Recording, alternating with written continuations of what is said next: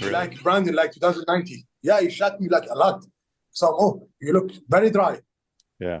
Yeah. So you're not working with him in person this time. You're working just over the phone and Yeah, through email and text and alone. all that. Alone. I work with him online only, just online. Why is he's in Kuwait though, right? So why aren't you seeing him? Yeah, he's in Kuwait, bro. Honestly, I don't say. Yo, welcome to the Big Take. I'm your host, John Red, here to bring you the biggest take in professional open bodybuilding. And I know you guys heard a pretty good long time ago that Brandon Curry parted ways with Abdullah. And I would add in the word finally. So I looked at Fuad Abiyad podcast with Abdullah that came out about 8 months ago. And I watched it 8 months ago.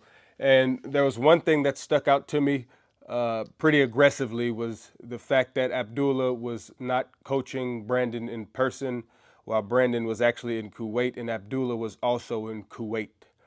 Now, I know a lot of guys, a lot of coaches do this online coaching thing, and sometimes that's just how it has to be because of proximity and whatnot, and you got visa issues and all kind of shit.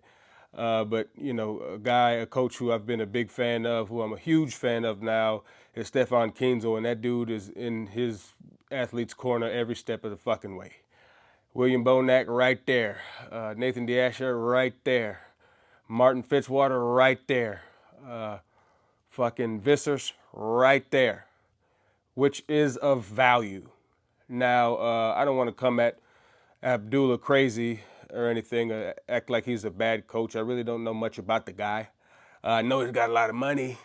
I know he's got a lot of businesses. And from the interview, it pushed me to believe that he's got better things to do with his time than be right next to Brandon and coach him when Brandon is an Olympian. And I think that if you're coaching an Olympian, you need to be next to the Olympian as often as possible. Now, he did mention in this interview that he kind of had a fallout with the people at the Oxygen Gym, which made him kind of want to be away from it. And Brandon had a really good trainer that he's working with that was like a brother to him, which is great. But let's face it, Brandon Curry, who I think is incredible, hasn't gotten any better since his win in 2020.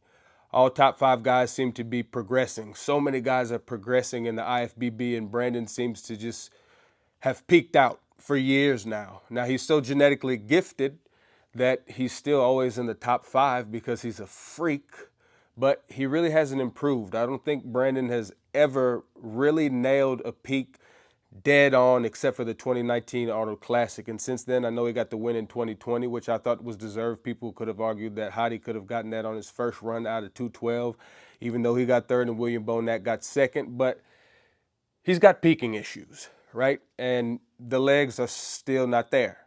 Now, in Brandon's defense, he kind of does the Kevin Levrone thing. And maybe in Abdullah's defense also. He does the Kevin Levrone thing. Kevin goes into somewhat of a training camp like Brandon does in Kuwait.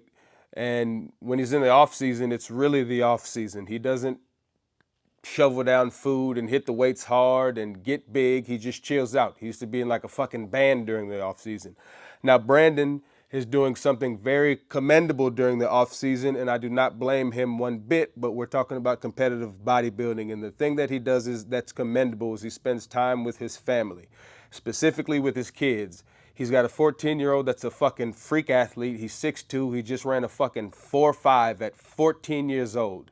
A 4.5 40-yard dash at 14 hand timed. Twice. He's a fucking freak. He just ran like an 11:08 in the 100 at 14. Now, that's awesome. I mean, he's doing the right thing. Brandon's doing the right thing. I have two kids, and I really commend him for that. And he's still good enough where he can get small and be pedestrian size during the off season, and then he can go to his training camp in Kuwait, cut it on, and blow up. But he's just blowing up to the same size. He's not improving, right? And I really don't think he gives a fuck. But in my eyes, Brandon just has no chance of ever winning in Olympia again unless he changes something about it. Because everybody else during the off season is going fucking through it, right? And mind you, these guys don't have kids and whatnot. But I think that, I don't think Brandon's ever going to improve to a level that will get him another Olympia title. But I think because of the off-season deal, But I think if he gets a new coach, Hani Rambod-esque, Stefan Kienzel-esque coach that can really be in his corner, really be in his ear, really be right next to him, that doesn't have a ton of business ventures and whatnot outside of bodybuilding, that it'll really do him well. Now, I don't rank Brandon Curry often when I do the Olympia rankings because I don't think he's going to do anything. I imagine he'll still be top 5, but there's just no chance that he ever wins in my eyes going about it in the way that he's going about it now. He should definitely continue to nurture his children and be with his family. I think that's the way to do it. Just as a father, as a human being, it's the right thing to do, and you can still provide for your family and not give 100% effort at the same time. I think Brandon Curry is just pretty satisfied with his 2020 Mr. Olympia, but that's where it's going to end. Until he gets some legs, it's not going to happen. You know, until he really comes in shredded, it's not going to happen.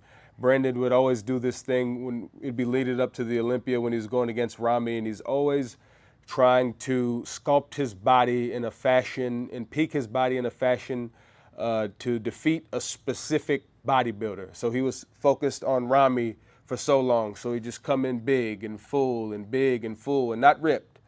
And then he didn't really get the results that he wanted. But then when Phil Heath came back that one year, he said, I got to beat Phil. So he got shredded. But when he got shredded, he got kind of tiny. He still beat Phil. Now, I think the issue is he's looking at the field instead of just looking at himself. What I would suggest that he does is just be the best that you can be. Bring in your best package. Not, I'm trying to beat him with this. I'm trying to be the best Brandon you can be. Get big, get peeled. If you can, at 40-something years old, try to get some legs. But anyways, I don't want to just sit here and talk shit about Brandon. I'm a big Brandon fan. I actually used to work out in the same gym as him back in 2008 at an underground gym in Murfreesboro called Olympus. It was under a movie theater, and this is before he became pro, and he's the biggest fucking person I've ever seen in my life, and he was a very, very, very nice guy, genuine guy. Always had a smile on his face and still always does, so best of luck to him. But hopefully he can find the right coach, because it ain't Abdullah. Anyways, I'm John Red. This is The Big Take. Bye.